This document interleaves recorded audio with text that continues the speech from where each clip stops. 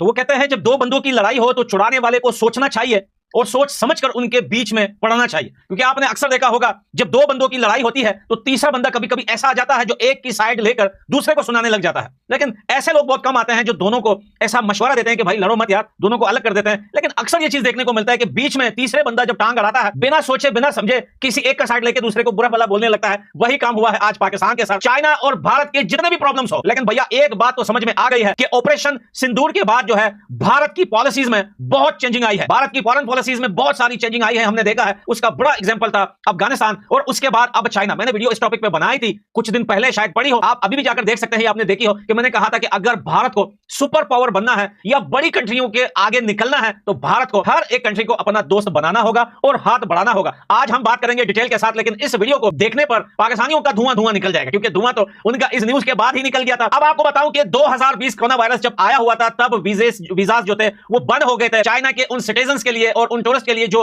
भारत आया करते थे। अब बात सिर्फ कोरोना वायरस की नहीं थी, क्योंकि उसके बाद काफी ज्यादा लपड़े हुए, बॉर्डर्स पर जाकर बहुत कुछ हुआ चाइना और भारत के बीच में, जिसके बाद यह सिस्टम रोक दिया था भारत ने। लेकिन अब यह न्यूज आई है कि भारत ने ऑफिशियली जो है चाइनीज सिटीजन के लिए जो है वो वीजास खोल दिए हैं और वो टूरिस्ट जो चाइना के हैं अब वो भारत के किसी भी कोने में आकर वहां पर घूम सकते हैं, व्लॉग कर सकते हैं। इस बात को लेकर दो बातें हैं। एक तो इस बात को लेकर साफ पता चला है कि भारत की फॉरेन पॉलिसी में काफी ज्यादा चेंजिंग और बड़ी तेजी से चेंजिंग आ रही है, और दूसरी बात यह है कि भारत अब चाइना को जो है आहिस्ता आहिस्ता भारत और चाइना की दोस्ती जो है वो नजदीक आती जा रही है। क्योंकि भाई बात तो साफ है और जाहिर है, अमेरिका चाहता है कि ना भारत आगे बढ़े ना चाइना आगे बढ़े, और भारत और चाइना एक ऐसी जमीन पर पड़े हुए हैं क्योंकि भैया दोनों पड़ोसी भी हैं, दोनों साइड में भी हैं, दोनों पावरफुल भी हैं, दोनों की जो है वो क्या बोलते हैं पॉपुलेशन भी ज्यादा है देशों की, उसके बावजूद भी दोनों देशों के अंदर इकोनॉमी इतनी स्ट्रांग है कि अमेरिका को यह बात हजम नहीं हो रही। अब भारत जो है इस टॉपिक को लेकर चाइना के साथ कोई बात करना नहीं चाहता था, लेकिन अब आपको पता है कि यूएसए ने कुल्लम खुल्ला बदमाशियां स्टार्ट कर दी और भारत की इकोनॉमी को गिराने के लिए ना वो खुद बल्कि पूरे नेटो सिस्टम को बीच में लेके आया।